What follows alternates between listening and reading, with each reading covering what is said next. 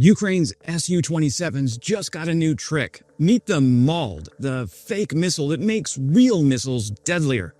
Ukraine just showed off something that's been whispered about for a year, but rarely seen in the wild.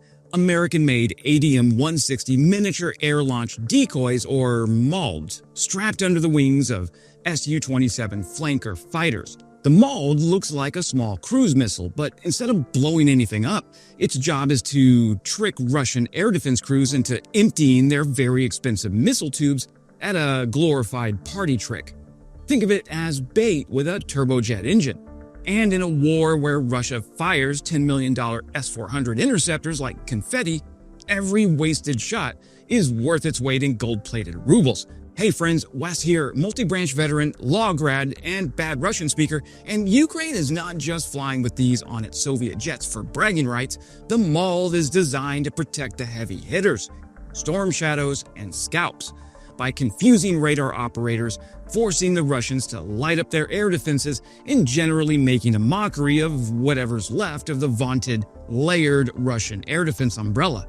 And let's be real, the Russian Ministry of Defense has spent 2 years claiming they shot down 14,000 Storm Shadows, 6,000 ATACMS, and maybe an F-35 or two.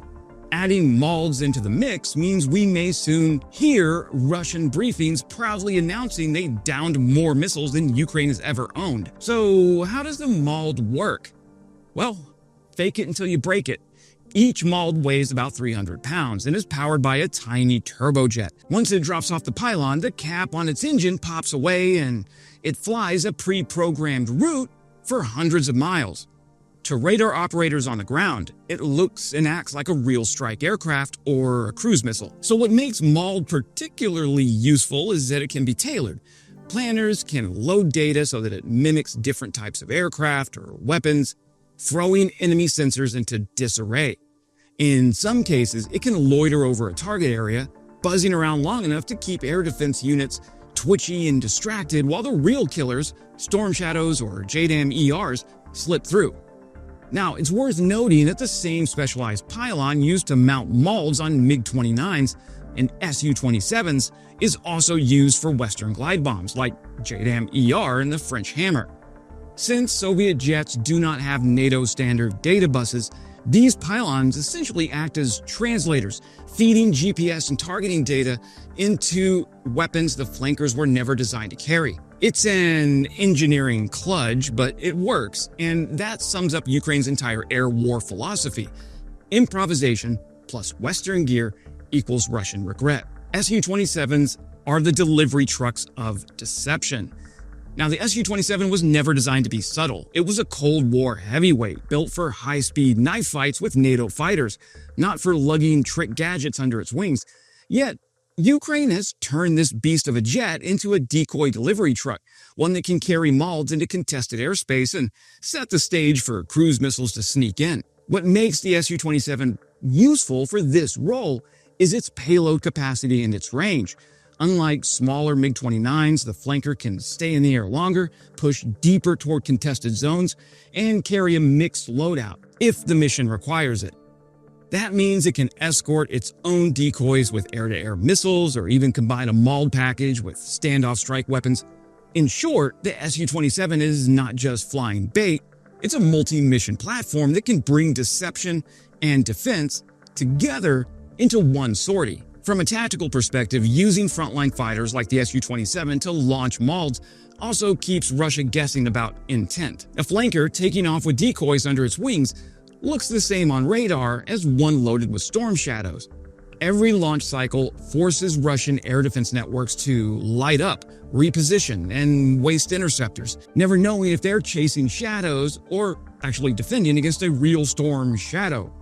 There is also the psychological angle. The Su-27, with its size and unmistakable radar signature, is one of the last jets Russian operators want to see cruising toward them.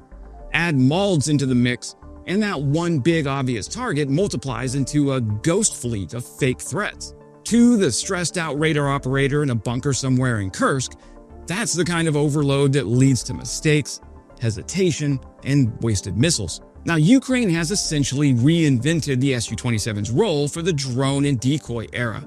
Once a fighter designed to duel American F-15s at Mach 2, it now moonlights as this deception truck, turning Russian radar screens into haunted houses filled with blips, ghosts, and phantoms that may or may not be real. For a 30-year-old Soviet jet, that's a pretty clever second career. So here's why the Storm Shadow loves MALD. The timing of the MALD's arrival in Ukraine is no coincidence. Its first confirmed appearance was in mid-2023, right around when Storm Shadow began punching holes in Russian command posts. Storm Shadow and its French twin, the Scalp, are stealthy enough on their own, but paired with MALD, they become almost unfair. The MALD lights up enemy radars, drawing fire and revealing positions. Meanwhile, the Storm Shadows glide in low, quiet, and deadly. It's a classic bait and switch. Throw in a few AGM-88 harms and suddenly Russia's most prized air defense batteries find themselves in a lose-lose scenario. Switch on and get targeted, or switch off and let the missiles fly past unopposed. That's not strategy, that's entrapment with a side of humiliation. Then there's also the intelligence gathering by the fake missiles. One of the overlooked superpowers of MALD is not just what it does to enemy radar screens, but what it whispers back to the people watching. Every time Ukraine launches one of these decoys, Russian air defense crews panic and light up their systems like a Christmas tree in Red Square. And when those systems light up, they reveal their positions, their reaction times, their engagement priorities. Think about it like this. The MALD is not just bait, it's a fishing line. The moment an S-400 radar switches on to track a decoy, Ukrainian and NATO electronic warfare teams know exactly where it is, how it's operating, and how vulnerable it might be. Even when the decoy gets shot down, the data it provoked is worth far more than the price of the missile. In fact, many defense analysts argue that MALD's value lies less in surviving and more in dying loudly, so that the enemy exposes itself in the process. And the real coup here is the intelligence sharing pipeline. Ukraine is not hoarding this data for itself. Information about Russian radar modes, missile launches, and command network responses almost certainly flows back to Western partners, giving the US and NATO an unprecedented window into how Russia's most advanced air defense systems behave under stress. That is priceless for planners in Brussels and Washington who want to know how to deal with these systems if things ever go global. Remember, every wasted interceptor today is one less in the tube tomorrow when the real missile comes calling. So while MALD looks like a fake missile, in practice, it's one of the most effective intelligence tools on the battlefield. It's a spy, it's a saboteur, and it's a stress test all rolled into one 300-pound package.